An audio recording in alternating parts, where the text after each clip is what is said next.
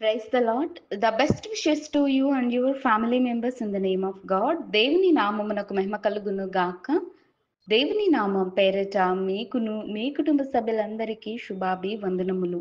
ఈరోజు దేవుని వాగ్దానము, టుడే గాడ్స్ ప్రామిస్, దీని స్థితిలో ఉండనెరుగుదును. ఫిలిప్పీలకు రాసిన పత్రిక 4వ అధ్యాయం 12వ వచనం. I know how to be in a bad situation. Philippians chapter 4 verses 12. క్రీస్తునందు ప్రియమైన సహోదరి సహోదరులారా, ఈ శ్రేష్టమైన ఉదయకాల సమయమున దేవుడు మనందరితో మాట్లాడుతున్నాడు. చూడండి, అపొస్తలుడైన పౌలు చెరసాలలో ఉండి తనున్నటువంటి దీనస్థితిని బట్టి ఫిలిప్పీలందరికీ తెలియచేస్తున్న మాటలండి. దీన స్థితిలో ఉండనెరుగుదును అంటే, దీన స్థితిలో ఉన్నప్పటికీ కూడా అతడు దేవునిని విడిచిపెట్టలేదు. ఆ స్థితిలో దేవునికి ప్రార్థించటం నేర్చుకున్నానని, ఏమి ఉన్నా లేకపోయినా దేవునికి ప్రార్థించటం నేర్చుకున్నానని అపోస్తుడైన పౌలు తెలియచేస్తున్నాడు. చూడండి, మనము కూడా మనకున్నటువంటి దీన స్థితిలో కానీ, ఏదైనా బాధలో కానీ, లేదా మన కుటుంబంలో ఏదైనా కార్యములు జరగటం లేదని మనం ఏ స్థితిలో ఉన్నప్పటికీ కూడా మనము దేవునిని మర్చిపోకూడదు. ఆయన మాట జీవము గల మాట. మనం ఏ స్థితిలో ఉన్నప్పటికీ కూడా మనం కూడా దేవునికి ప్రార్థించే వ్యక్తులంగా ఉండాలి. అపోస్తుడైన పౌలు కలిగి ఉన్నటువంటి ప్రార్థనా జీవితాన్ని మరి మన జీవితంలో కూడా ఆ యొక్క ప్రార్థనా జీవితాన్ని ధరించుకోవాలి. మత్తయి సువార్తలో 5వ అధ్యాయంలో దేవుడు ఒక మాట పలికి ఉన్నాడు.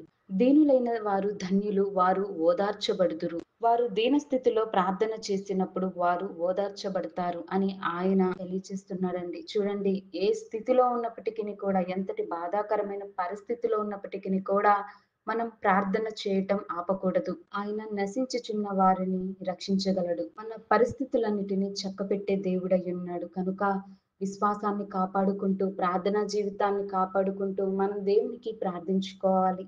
కొన్నిటి బట్టి చాలా మంది సమస్యను బట్టి లేదా దీనస్థితిని కలిగి ఆ యొక్క పరిస్థితిని బట్టి కన్నీరు కారుస్తున్నావేమో, దుఃఖపడుతున్నావేమో. ఇదిగో దేవుడు నిన్ను చూస్తున్నాడు.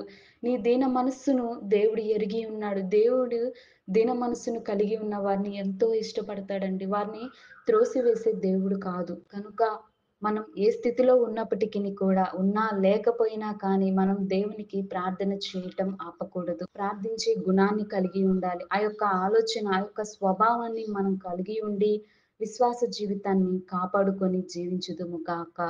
ప్రార్థన. యేసయ్య, నీకే స్తుతులు స్తోత్రాలు చెల్లిస్తున్నాం ప్రభువా. ఈ యొక్క శ్రేష్టమైన ప్రభువా రోజును మాలోనికి, మా జీవితాల్లోనికి ఈ దినమును నడిపించిన విధానాన్ని బట్టి స్తోత్రం. ప్రభువా, చాలా మంది ఈ యొక్క రోజును చూడలేని వారు చాలా మంది ఉన్నారు. కానీ ప్రభువా, మమ్ములను ఈ స్థితిలోనికి నడిపించి ప్రభువా, మేము ఏ స్థితిలో ఉన్నప్పటికీ కూడా ప్రభువా, నీవు మమ్ములను ప్రేమించి మరి ఒక నూతన దినంలోనికి నడిపిస్తున్నావు. అదే అందును బట్టి స్తోత్రాలు. దీన స్థితిలో ఉండ నేను ఎరుగుదును అని అపోస్తుడు పౌలు అన్నప్పుడు తన ప్రార్థన జీవితాన్ని విడిచిపెట్టలేదు. ప్రభువా, మేము కూడా ఏ దీన స్థితిలో ఉన్నా, ఏదైనా శ్రమలున్నా లేకపోయినా, ఎటువంటి పరిస్థితుల్లో ఉన్నప్పటికీ కూడా ప్రభువా, మేము ప్రార్థనా జీవితాన్ని విడిచిపెట్టకూడదు. ప్రార్థన చేసే వారంగా మేము మారాలి. ప్రార్థన అనే ఆయుధాన్ని మేము కట్టుకోవాలి. మా జీవితాలలోను, మా ఇంటిలోను ప్రార్థనా బలిపీఠాన్ని ఏర్పరచుకునే అట్టి కృపా కాపుదల ప్రభువా, ఈ యొక్క సమాధానాన్ని, శాంతి, నెమ్మదిలతో ప్రభువా, సంతోష ఆనంద జీవితాలను దయచేయమని కోరుతూ, ఏ స్థితిలో ఉన్నప్పటికీ కూడా ప్రభువా, నిన్ను ఎరిగిన బిడ్డలంగా, నిన్ను ఆరాధించి నిన్ను స్తుతించే బిడ్డలంగా ఉండేలా కృప చూపించమని యేసయ్య నామమున అడిగి వేడుకొంచున్నాను తండ్రి. ఆమేన్.